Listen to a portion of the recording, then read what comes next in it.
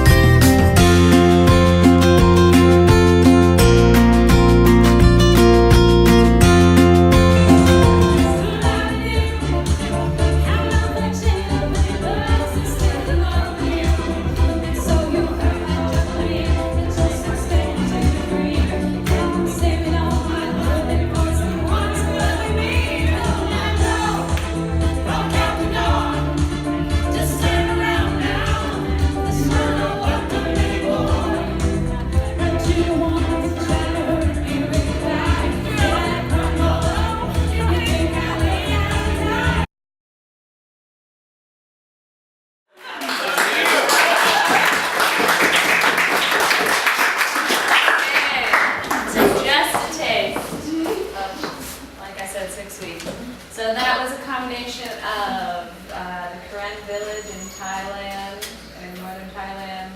That was Angkor Wat in Siem Reap, Cambodia. That was Phnom Penh. That was an epic airport walk. Yeah. And didn't we walk in slow-mo too, or did we? No, you were just walking. Maybe it felt like slow motion after a long day. It was dramatic. So, welcome. And now we're going to do a little panel discussion. We've got most of our group, there's one or two others in the crowd who will be listening, who are on the trip but don't want to say anything necessarily.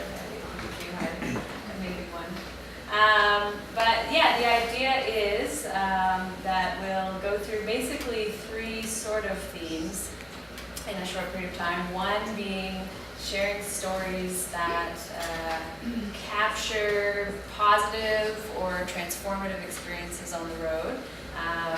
In the span of a 6-week trip, traveling, even before that orientation, then traveling together through Thailand and Cambodia, then coming back. A lot of things happen, some positive, some challenging. And so we want to give the group the opportunity to share a few stories of really, positive moments that they remember as being, wow, I never thought I'd be here doing this, or an eye-opening experience, something like that. And then also to share some experiences that were maybe more challenging, maybe eye-opening, but more in the, this was really difficult or hard, frustrating, and maybe it didn't stay that way, or maybe it did, that's okay. And then a few minutes for just the fun stories that we all want to tell. But again, we know we don't have unlimited time, and we just have to throw an 80 party to keep talking about it later tonight. So, all that being said, I will stop talking and turn it over to those who want to. So, like I said, if we can keep it kind of, I know it's hard to, but a minute or 2 for the stories, and we'll get to share a little bit more. But does anybody want to start with an experience that they found really positive, really exciting, transformative? They were giving these thoughts in advance. It doesn't mean it was thought of in advance.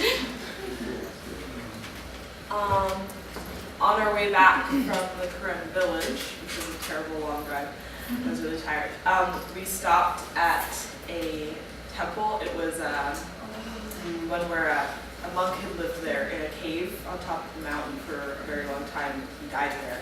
And they built a temple in the cave. And it's just a place for quiet and serenity and just peace. And there were 1,000 steps, I believe, leading up to the temple.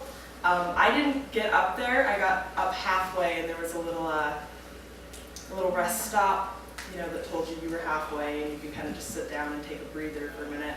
So I sat down to take a breather because I was planning on going all the way up. But then I ended up just sitting there and closing my eyes and just listening to the sounds in the forest and trying not to think. And I sat there for about half an hour just doing that. And I felt so refreshed and just happy and at peace, and it was just really good. So even though I didn't get all the way up to the top to see the temple, which apparently was really cool, I still had a really good experience with that, and it was very nice. Mm-hmm. Also, this group likes to snack. They started this in orientation. Anything that they appreciated from their fellow classmates or professors or anyone, they will snap. So be ready for snap. Any other thoughts? Thanks, Matt. Beautiful spot. One kind of eye-opening thing for me, so they had, a little backstory, they had the Boycotton Festival, and they had a huge parade, and they had floats from a lot of different countries to support the new king, and they have a very strict monarchy system there, where it's all you have to believe in the king, otherwise you would be accused of being a traitor. This is in Thailand. Yeah, Thailand, yeah. And so they had this, I went to it, and they had this one float, and it was for the king, and it was saying all these things in Thai, and then it repeated them in English, and it was saying the king, our king is benevolent and knows all the things that our resources should go to, and he is beyond questioning, and all this rhetoric, and I'm just like, wow, this is heavy inundation, and it was kind of just eye-opening for me that they're inundated to believe these things from birth, and yeah, I thought that was really interesting and kind of difficult to swallow. But yeah, it was good. And for those who haven't heard of the Loy Krathong Festival, some of you have been there, but in Chiang Mai and elsewhere, but when we were, they have this lantern festival in November, and so you can go downtown and light these huge paper lanterns and let them fly unaccompanied into the sky, all thousands of them, and it's a little scary but beautiful. And there's also an opportunity to put sort of, but you made these baskets, right? Sort of these offerings into the river for this festival, meant to kind of honor the river, at the same time polluting the river, which is an interesting conversation you have while you're there. But it's quite a celebration, so our group for the last number of years have been able to be there at this time, and it's a pretty special festival. That was a highlight for me because when I went on my Asia trip as a student, I went like the January term, so we didn't get to do Loy Krathong. So it was really interesting to be there during that. It really packed, so like it was really beautiful. And I remember the first night I was like on the phone with my dad and I was like telling him that it was happening the next day, and I was super excited. And then I like look over and there's lanterns going, and I was like, I'm missing it. And I was like, I'm here and I'm missing it right now. But then I realized that it's like a whole weekend. They do it like all weekend. They light up these lanterns, and it was really great. And you get to meet like a lot of really cool people. So we met like 2 more Canadians and just talked to them while we were there. You got to see trees catch on fire. Power lines or something. Everybody cheers if like if the lantern like just gets over the tree. The whole crowd like The park was really cool. It's really hard to get down to the water. And then, but like locals, and then there's like little juts of land that come out that the lanterns get stuck on. So locals were getting into the water up to their like chests and pushing the lanterns out to make sure that they were getting out into the water for the people. yeah, that was pretty awesome.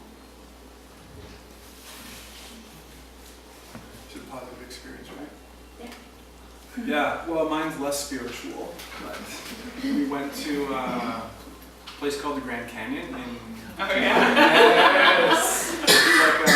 It's a big water park. It's essentially like, if you imagine like the Grand Canyon, but in the bottom part's filled with water. And it's not as deep. And it's not as deep. It made it look really a lot like the Grand Canyon, which is really cool.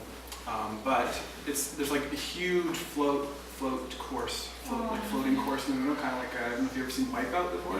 Yeah, it's like Wipeout. Yeah, they're like tons of floaties. You can climb, you can jump around, and there's like trampolines, and it was a whole lot of fun. And I went with like Kelly came, and then Jake was there, and Anna came, and Katie came. And it's also actually tied with a weird negative experience because everything is like a float, everything, so it's all like meant for people to wipe out on. But I happened to fall on the one place where it was sealed and cut my knee open. Like early on. Right, like at the beginning. Like, First thing you do when you turn over, he's bleeding. So I have to sit out and like get my knee like fixed up. You had to keep going back to like the first aid thing because his bandage kept like, you had to keep getting it Yeah. taped. So that was a negative in a positive experience. But also they had a really cool water bike Okay. that floated on the water. Like you jumped on it and like pushed it, and like you could like surf around the water somehow. I don't know. That was really cool. So then you jump off like a giant cliff. Oh, and I jumped off a giant cliff. I'm supposed to do that. But... They Higher all risk looked at me when activity. they told us that. And we jumped off a cliff, but it was okay. It's a high risk activity. Do you want to tell the other story? Now that we're talking about the Grand Canyon, I'm not sure if you want to. Well, let's save that for the end. Let's save that for the end. Oh yeah. There's another eye-opening experience that Jake had. Um, Anything else from Thailand or Cambodia? I have one. Yeah, go for it.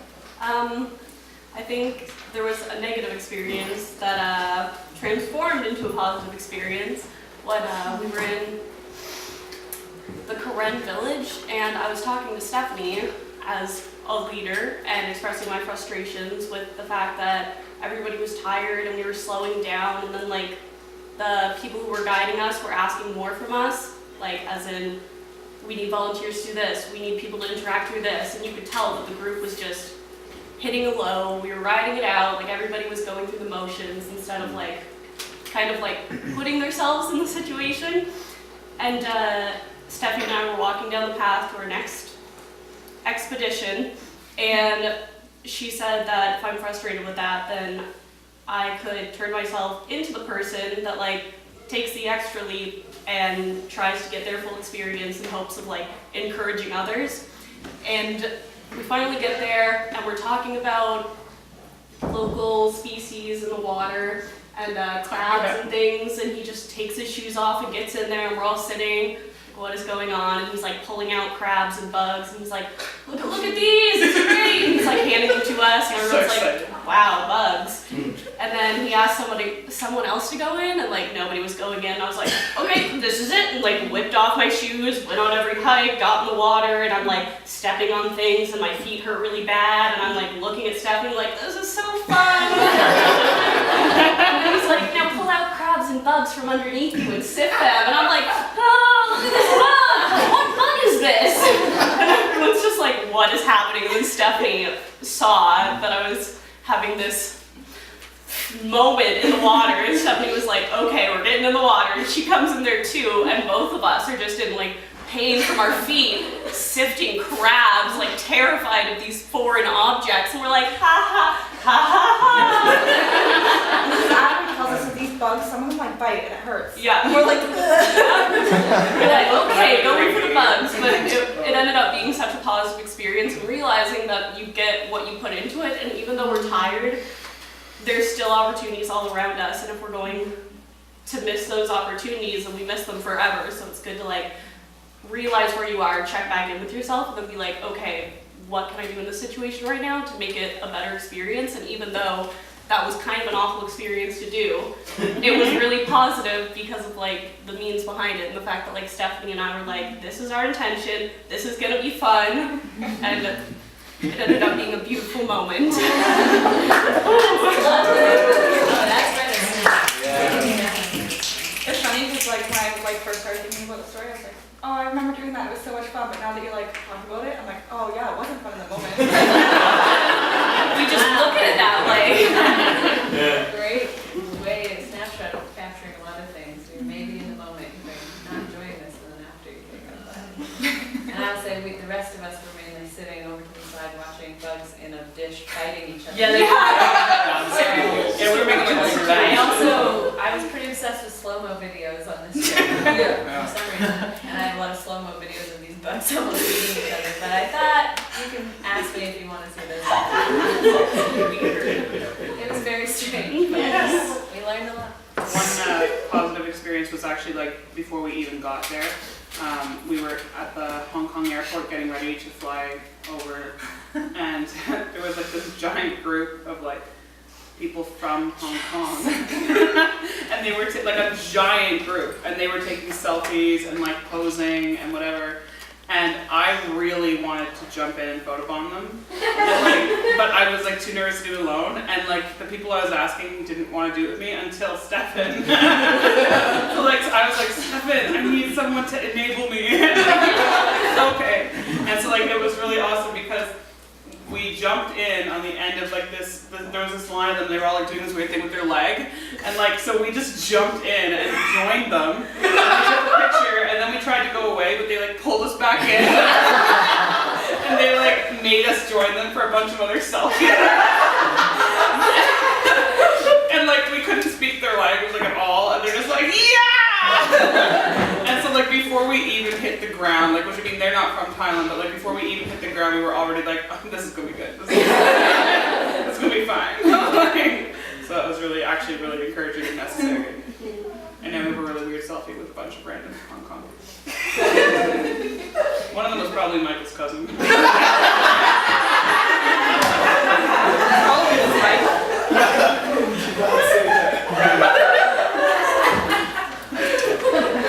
One or two more? Okay.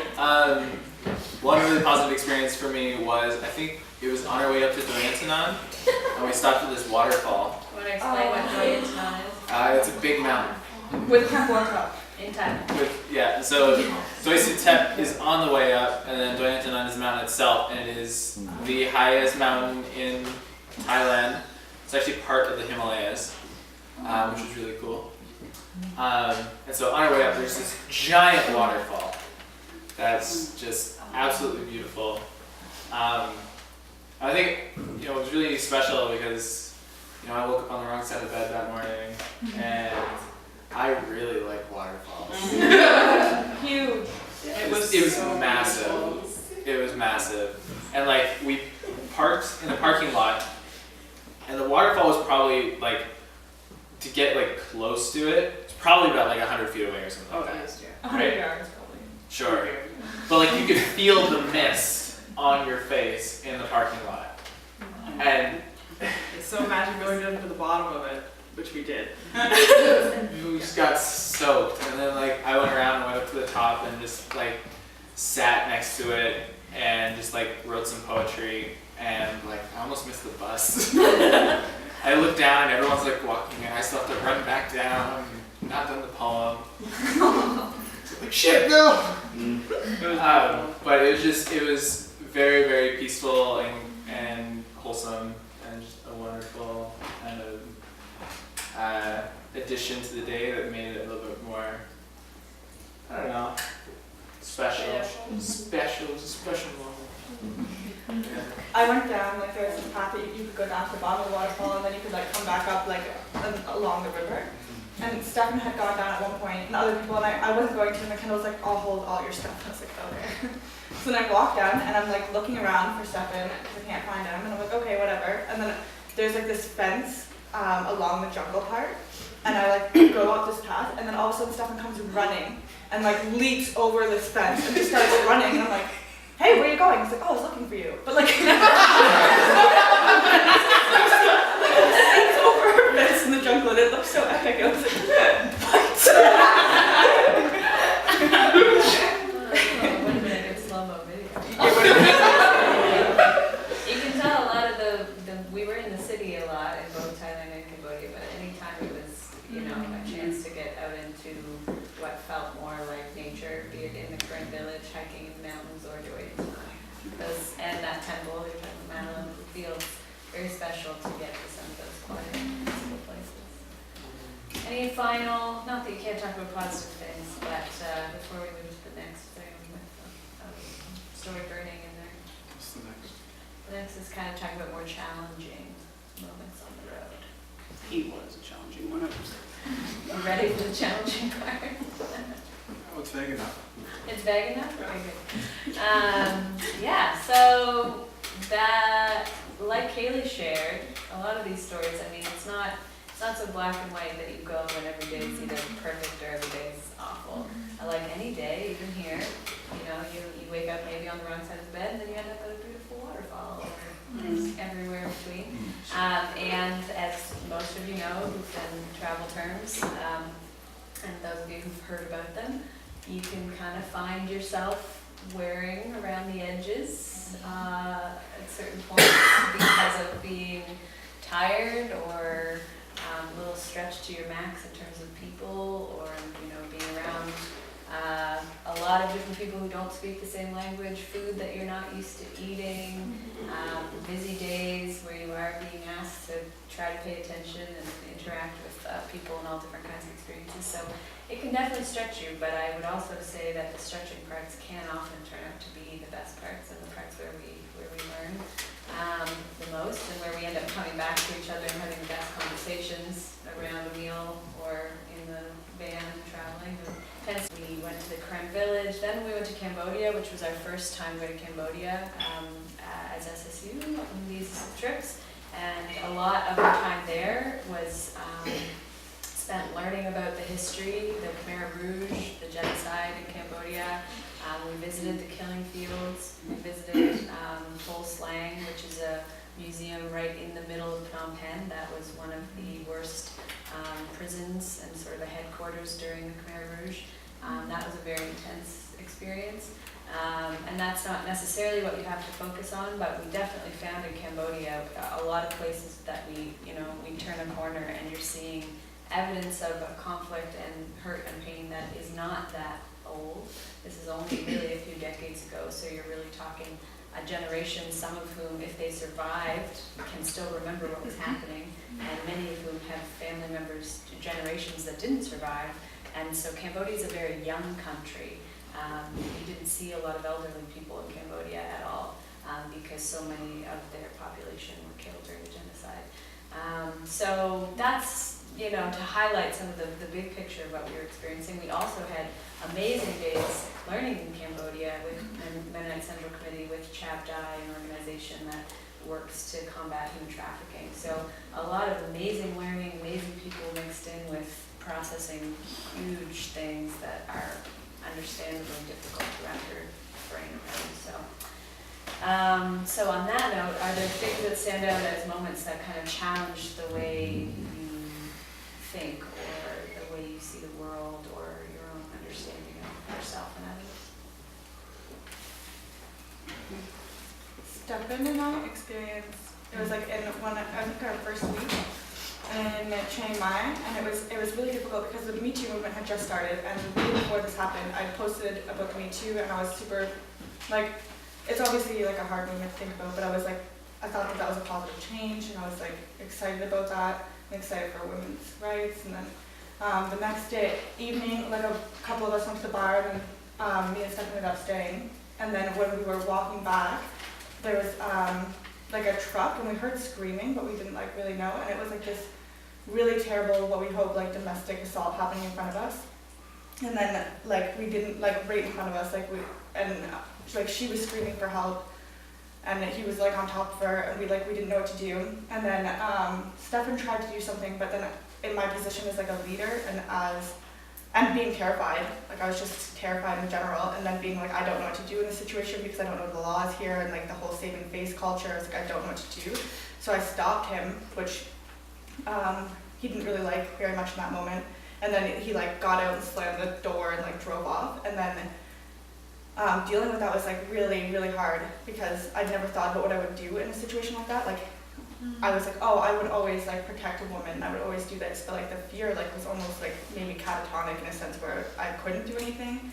And then I didn't know, I struggled with the fact, did I stop Stefan because of my leadership role, or did I stop Stefan because I was scared about people getting hurt, or and then so I spent quite a bit of time after that dealing with the fact of the difference in culture, but also when is it okay to step over for culture for somebody else's rights. And then I've been deciphering that a lot since then and thinking about it.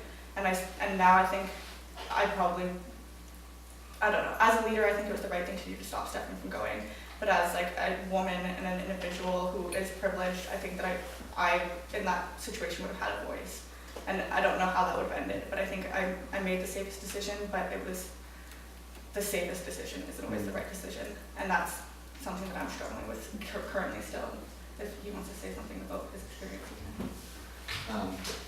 It kind of kicked off a major theme for me, just going through some strong emotions about that kind of thing, because I've been incredibly either fortunate or unfortunate in that I haven't witnessed any kind of abuse or harassment in my life against women, and so that was a very harsh thing to witness,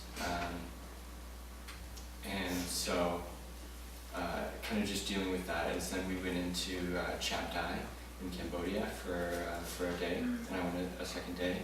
It was kind of it's a conglomeration of 50 to 80 NGOs working at ending human trafficking in Cambodia, and it's just a huge members meeting. And so just kind of dealing with this emotion of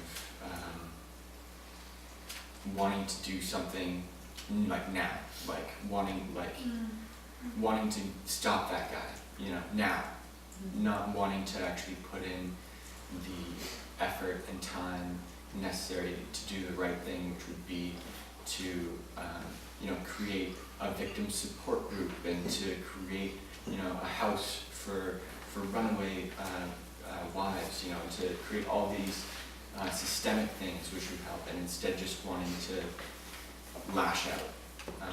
And I was trying to convince myself that it isn't what I would actually want to do. What I want to do is create the systemic movements, because that's what would actually help. But part of me still wanted to just lash out, so I was struggling a lot with that throughout the trip.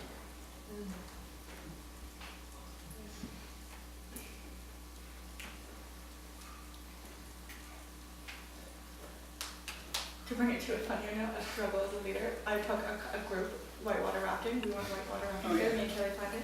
And then there's this waterfall and it has a slide on it, like a rock slide, you slide down the rocks, and it was really fun. And then once I almost lost my footing and fell off the waterfall from a poor angle, and I was like, oh no. And then I looked down, and then Anna lost her footing. It really looked like she was going down. I was like, oh no. I was like, what do? I put her in this situation. And then, so that was challenging because I was like, oh no.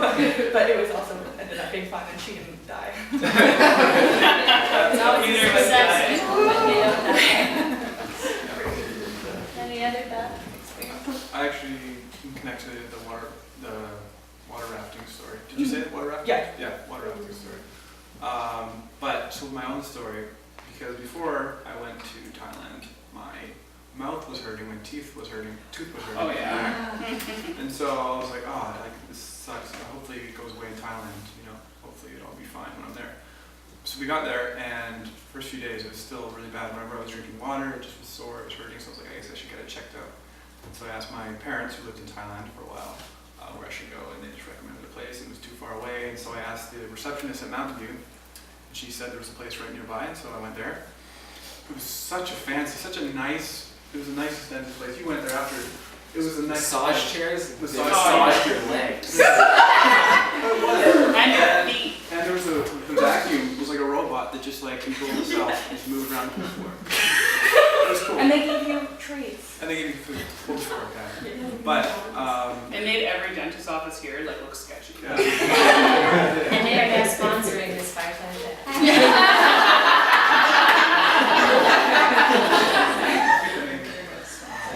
But so I went to get a checkup. They didn't speak English, but well, she spoke a little bit of English, so it was enough to figure it out. And I got an appointment, and I thought I just had a cavity, and it turns out that my wisdom tooth was coming in, and it was like pushing my other back tooth, and so I was like, oh, what should I do? And she asked her how much it would cost. So he's in there getting it checked out, and I'm sitting in the massage chair. And like he comes out for a second. There's like a sliding door. He just like slides the door open. He's like, "They say you need to get my tooth removed." And I was like, and he's like, "Should I?" And I was like, "I don't know." I'm in Asia. I'm like, "Is this safe?" And he's like, "I don't know." And I'm like, "Is it cheap?" And he's like, "Yeah." And I'm like, "Do it."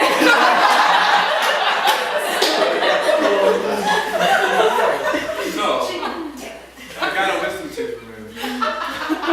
And In the morning we came back. it was We're like, "Where were you?"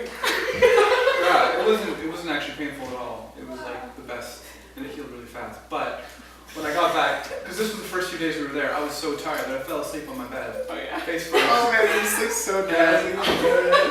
yeah, I was drooling, and so I woke up, and there's like my sheets are stained. Red on white sheets. I was like, we just don't tell them. And then, so that connects with you. Because next day we went whitewater rafting. Oh, good. And we were worried about infection. I was so scared because I was like, if any of this Asian water gets in my mouth, I can get sick. Because all dirty water, so I mean, you know. So the whole time I had to keep my mouth shut. Well, I chose to so we're going over this big wave. I'm kind of like excited about it, but not really with my mouth. It was Did you jump in the water? I did jump in the water. Yeah. Oh, okay, fun fact. How many of us went to that dentist and got some dental work done? And Emma as well. And how many people got a tattoo at some point on the trip? Everyone except for... The ones who already had tattoos. Except for I think 3 of us. It turned into kind of, if one person does it, everyone's jumping on board. Yeah, Madeline yeah. set a new record. It was like 2 or 3 hours. 2 hours. 2 hours after we got Supposed to there. be- I got a tattoo on my foot. So a lot of group bonding. Are we Okay, so still talking yeah. about challenges or? Yeah, Yeah, just another, It was a challenge. It was a challenge. It was a funny challenge. another just 2 or 3 minutes probably. I know there's so many to share, Yeah. but I'm just thinking of a few people who maybe haven't had a chance to. Have you shared challenges? I mean, it's kind of a funny challenge too. That's okay. Because we went to Catmosphere, which is a cat cafe in Shanghai, and I took a couple allergy pills before I went because I'm allergic to cats. But I guess they didn't kick in, or they didn't quite do what they were supposed to, because I had a great time at the cat cafe, but then my face was really swollen and I got really tired, and I slept for like 12 hours. So I missed like a whole half day, and I was just groggy for like 2 more days. So that was kind of awful. I did a lot of sleeping. It was so worth it. Oh my god, I would do it again in a heartbeat. The thing that was challenging but not funny was when we went to visit the killing fields. So we had already gone to Tuol Sleng, which is the prison, and that has a lot of very visceral like reminders of what happened there. But for some reason, like even though that struck me, and we're walking around and have an audio tour, and what you're looking at, you don't really know what you're looking at first, because there's like kind of this park, and there's wood, there are like trees, and it looks pretty nice actually, and then there's like these divots in the ground, and each one of those represents a mass grave, and some of them are labeled specifically, and some of them aren't, but 2 things kind of hit. One was there's a tree, and it's called the killing tree because, and there's a mass grave beside it because that was a tree that if they wanted to kill babies rather than waste bullets, they swung them against the tree. And so this was like a really, and the tree right now is covered in bracelets. People leave their bracelets, like tie them on or whatever, and the tree is covered in bracelets. And so is the grave right beside it. And every time people come through, they add new bracelets. And there's some that have been like the tree is growing around them. And like it's been going on forever. Like this started way back. And so listening to the story on the audio, I ended up just sitting down there and like thinking about this and being like, because at first, like, I was just like, how does this even happen? And it really hit me. And as I was starting to move on, because I was like, I can't sit here for the rest of the afternoon, but like, I need to kind of move on. I was walking kind of away from it and looking and listening to the tape and going slow. And I looked down into some of the graves, and now, like, they collect all the bones and the cloth and whatever. But new rains bring up new cloth and new bones even now. And so like I saw bones sticking out of the ground that had just been washed up, and some that were still half buried. And like it just hit really hard that it was like these are real people like right there. Like this isn't just a reminder, like these are the existing remains of these people. And then there was like of course the tower. There's a tower that has I think it's 2,000 skulls in it. It has 2,000 skulls stacked inside, and all of them have stickers to label whether they're male or female. Most of them have labels as to how they died based on the info they could get from the skeletons. And so all of this was obviously really heavy. And so I remember sitting on the bench afterwards, and actually Evan was sitting there too, and I was just trying to process.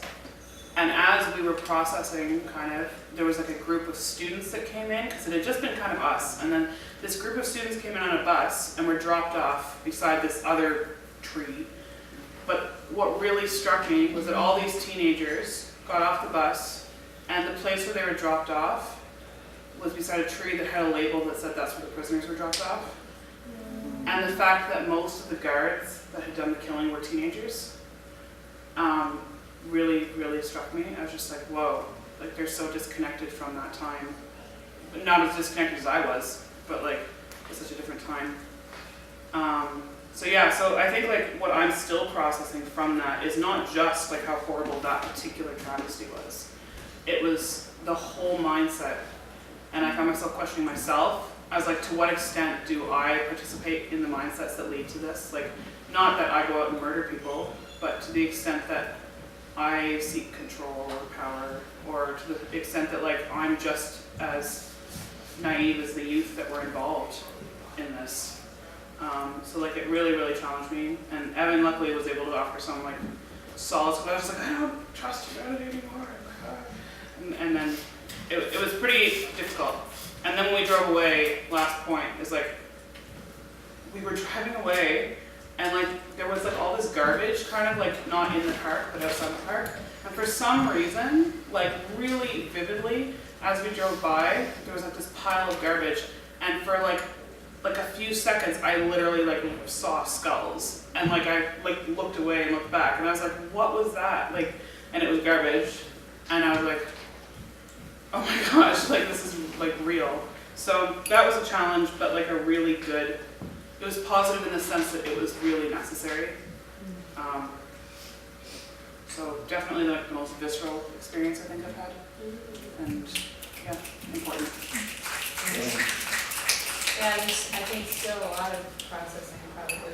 We were, you know, some of us on the road could talk about it right away. Some of those experiences felt almost claustrophobic. I think full slang, I would describe that as, I almost felt claustrophobic in there. And then Killing Fields is so beautiful, but also just this horrific place at the same time. And so, yeah, I think even, you know, we're now a few months later, but it's not to be underestimated how important it is to keep talking about these things, because you can't just process it all there, come home and, you know, necessarily forget. These things come back in different ways and different experiences. But yeah, that's, I think, very, and I think there's something to be said for the fact that no one should ever be prepared to take in something like that. I don't think that's meant to be something that we know how to process, because I just don't think that kind of evil and horror can really be captured in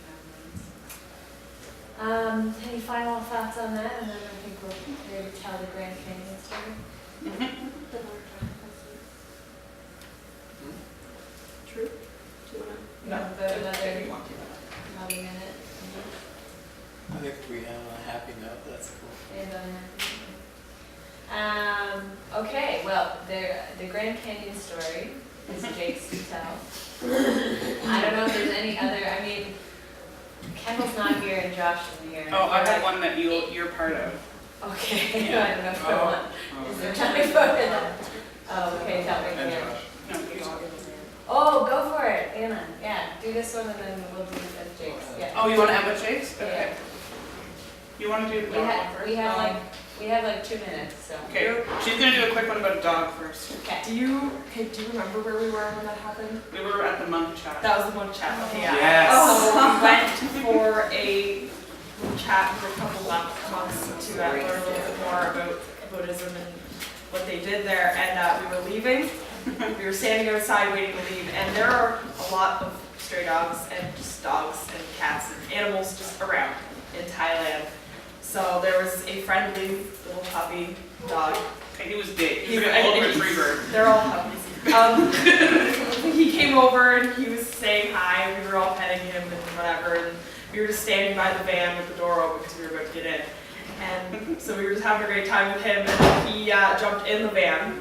He went in the van, and we were kind of like, oh, ha, ha, ha. And he was right at the edge of it. We were like, okay, come out. And he would not come out of the van.